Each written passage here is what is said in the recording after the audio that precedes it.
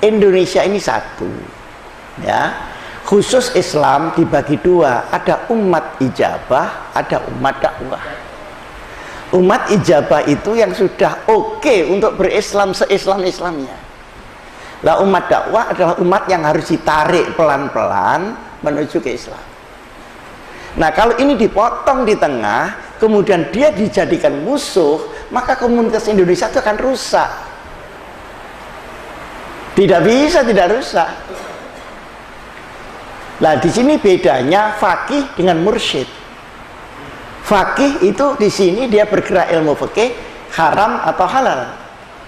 Tapi mursyid bagaimana yang masuk haram bisa ditarik pelan-pelan menuju ke halal, dan yang halal ditingkatkan kehalalannya. Proses ini tidak dilakukan seimbang oleh teman-teman yang tatarruf itu tadi, yang ekstrim. Dan tatarruf di Indonesia ada dua macam. Ada tatarruf tasyaddudi, ada tatarruf tasahuli. Yang tasaddudi itu ekstrim keras, sedikit-sedikit bunuh, sedikit-sedikit ini. Yang tasahuli ini apa saja boleh. Jadi untuk sementara haram diistirahatkan. Nah ini dibuat oleh orang-orang liberal, yang itu juga ada transnasionalnya di barat. Jadi yang tidak punya juragan itu cuma NU sama Muhammadiyah. Yang lain-lain itu Masya Allah sami'na wa ata'na ila ghairina. Itu masalahnya di situ. Jadi tidak mandiri sebagai orang Indonesia. Jadi kenapa ada tauhid, ada istilah dajjal, karena dia membedakan dirinya sama orang lain. Loh, kenapa dirinya orang Islam kok tidak berbuat dakwah kepada orang lain yang dibilang tauhid itu tadi? Kenapa? Seakan-akan Islam adalah fikih, padahal fikih adalah bagian dari Islam itu. Kemudian mengenai sekarang begini, karena ada demarkasi tadi itu, tafrik, ya, pemisahan, maka akhirnya dia membuat hukum sendiri. Hukumnya tidak jama'i.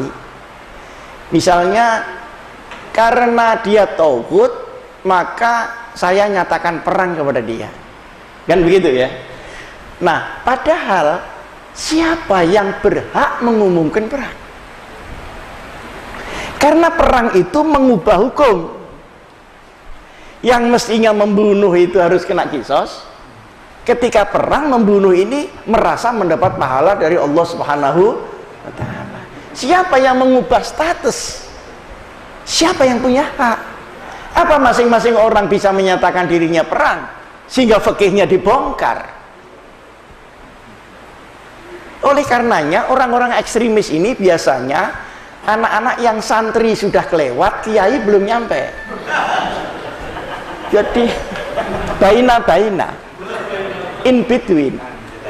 Dan ini lebih cepat masuk di UI yang sekolah umum daripada di IAIN, daripada di pondok pesantren. Kalau pondok pesantren nggak bisa masuk. Begitu dia agitasi, jawabnya wal habibul ladzi turja syafaat, ya buyar. Malah dibilang sumum bukmun umyum fahum. Tapi kalau di IAIN itu aneh, karena dia dulu sudah soleh waktu di mana? Di pondok, kemudian masuk kota, akhirnya bosen soleh dia. Lalu kepingin yang apa ya, ndak sholatnya ndak apa-apa, gitu-gitu. Itu adalah depth psychology seseorang, endapan psikologi. Nah kalau di sekolah umum mereka itu kering, kepingin keteduhan.